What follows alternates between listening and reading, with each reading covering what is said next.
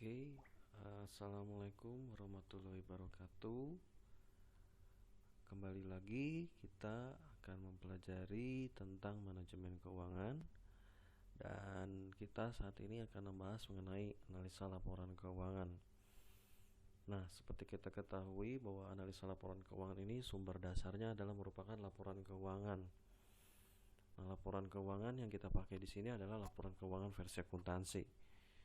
Dalam akuntansi kita memiliki 4 tipe laporan keuangan sebagai hasil dari proses akuntansi, yaitu neraca, laporan laba rugi, laporan arus kas, dan laporan perubahan modal. Tetapi yang kita pakai untuk laporan keuangan yang akan kita analisa di sini adalah laporan neraca dan laba rugi. Dan neraca dan laba rugi yang dipakai di laporan keuangan yang akan kita analisa ini adalah neraca dan laba rugi dari 2 tahun terakhir. Jadi ada tahun sekarang dan tahun lalu. Nah, kemudian untuk analisa yang akan kita nanti pelajari, kita akan ada analisa rasio, analisa common size, analisa komparatif, analisa tren, dan analisa DuPont. Yang pertama nanti kita akan mempelajari tentang analisis rasio terlebih dahulu. Kemudian untuk fungsinya sendiri, analisa rasio keuangan ini sebetulnya dia adalah alat untuk menilai dan menganalisis prestasi operasi organisasi atau suatu perusahaan. Jadi di sini kita bisa mengetahui kinerja dan performa dari perusahaan tersebut selama tahun yang berjalan. Kita bisa mengetahui seperti apa kondisi keuangan operasional perusahaan tersebut selama tahun berjalan, sehingga kita dapat mengambil keputusan-keputusan baik itu dalam bersifat investasi, pendanaan, ataupun sifatnya operasional sebagai perencanaan kita di tahun yang akan datang. Dan kita juga dengan rasio keuangan ini dapat mengendalikan keuangan, yang artinya kita dapat mengatur pos-pos atau rasio-rasio yang belum mencukupi atau yang masih terlihat kurang baik, kita dapat perbaiki di tahun berikutnya. Manfaat utamanya otomatis untuk manajemen perusahaan ini sangat membantu sekali untuk mengambil keputusan, karena mereka akan memiliki data yang bisa diprediksi untuk keputusan apa yang harus diambil pada tahun yang akan datang. Dan juga untuk manajer kredit, mereka dapat memperoleh taksiran mengenai berapa dana yang mereka butuhkan untuk dapat dicukupi, untuk dapat dipenuhi di tahun yang akan datang. Untuk investor ini adalah merupakan sumber dari prospektus mereka atau sumber dari dasar mereka untuk mereka bisa menginvestasikan. Mereka harus mengetahui dulu profil laporan keuangan dan bagaimana sebagai seorang investor juga harus dapat menganalisa rasio keuangan ini, karena investor sebelum mereka menginvestkan uangnya, mereka harus mengetahui saham mana yang termasuk atau tergolong ke dalam perusahaan-perusahaan yang sehat. Untuk manajer perusahaan, mereka dapat memiliki suatu prediksi dan juga dapat memiliki suatu plan apa yang harus mereka kerjakan di tahun yang akan datang. Baik, sekarang kita langsung saja masuk ke dalam latihan atau praktek bagaimana cara kita menganalisa rasio keuangan.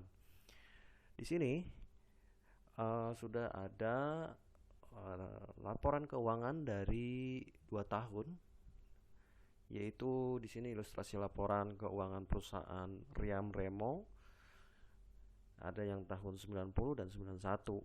Nah, perlu diketahui bahwa laporan keuangan sendiri disusun di akhir tahun karena fungsinya adalah untuk melihat kinerja atau prestasi perusahaan selama 1 tahun berjalan dibandingkan dengan tahun sebelumnya. Nah, untuk rasio-rasio yang akan kita pakai, yaitu kita memiliki beberapa rasio ya. Yang pertama ada rasio likuiditas. Nah, rasio likuiditas di sini dia fungsinya adalah untuk eh, mengetahui kemampuan perusahaan membayar utang jangka pendek. Artinya aktiva perusahaan harus dapat membiayai utang jangka pendek. Aktiva yang dimaksud di sini adalah aktiva lancar. Apa saja yang termasuk aktiva lancar? Bisa berupa kas, bisa berupa piutang, bisa berupa persediaan. Itu semua harus dapat membiayai atau mengakomodasi utang lancar ini. Karena utang lancar itu sangat berkaitan erat dengan operasional, sehingga dengan memiliki aktiva lancar yang berada di atas utang lancar, dapat dikatakan bahwa perusahaan tersebut dapat membiayai operasionalnya atau utang lancar tersebut. Utang lancar seperti salah satu contohnya adalah utang yang sifatnya jangka pendek. Bisa berupa utang dagang atau utang jangka panjang yang jatuh tempo yang harus segera membutuhkan keputusan untuk pelunasan. Nah, di sini ada 3 rasio yang akan kita pelajari. Untuk lebih jelasnya kita bisa langsung ke praktek. Yang pertama di sini ada rasio likuiditas, terdiri dari yang pertama net working capital. Nah, net working capital ini adalah rasio untuk menghitung berapa kelebihan aktiva lancar di atas utang lancar. Artinya aktiva lancar kita harus lebih besar daripada utang lancar kita. Dengan aktiva lancar kita berada lebih besar daripada utang lancar kita, artinya kita dapat membiayai utang lancar yang sangat berkaitan erat dengan operasional kita tadi.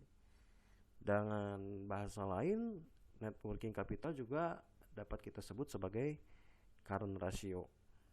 Nah, bagaimana cara menghitungnya?